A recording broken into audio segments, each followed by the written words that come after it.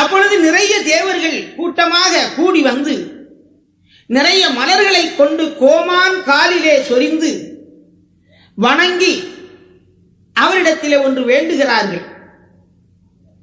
அதாவது கொற்றவர் தானுமாண்டு குறும்புகள் மிகவே தோன்றி உற்றதோர் துலுக்கன் வந்து உடனவன் விழுந்து ஓடி மற்றதோர் 10ஆம் ஆண்டில் வருவார் வைகுண்டராஜர் என்று சொன்ன முன் ஆகமத்தின் பிரகாரம் இப்பொழுது அந்த வைகுண்டம் பிறந்து வருகிறாரா, அவரை அல்லவோ கண்டு தொழ வேண்டும் என்று சொல்லி அந்த தேவர்கள் எல்லாம் எண்ணி அங்கே வந்து அவரை தொழுகின்றார்கள். பகவானே, உன் கிருபை தந்து உதவி தருவார். மேலும் முன் கிருபை எல்லாம் உனக்கு வசமாச்சுதல்லோ, முப்பொருளும் நீ தானாய் உருவெடுத்தாய் ஆகையினால் இனி எப்பொருளை கண்டு இயல்பு வரப்போகிறோம் அப்பா. எனவே வைகுண்ட மாமுனியே மனதிறங்கி காக்க வேண்டும் என்று பாதங்களிலே விழுந்து தொழுதார்கள்.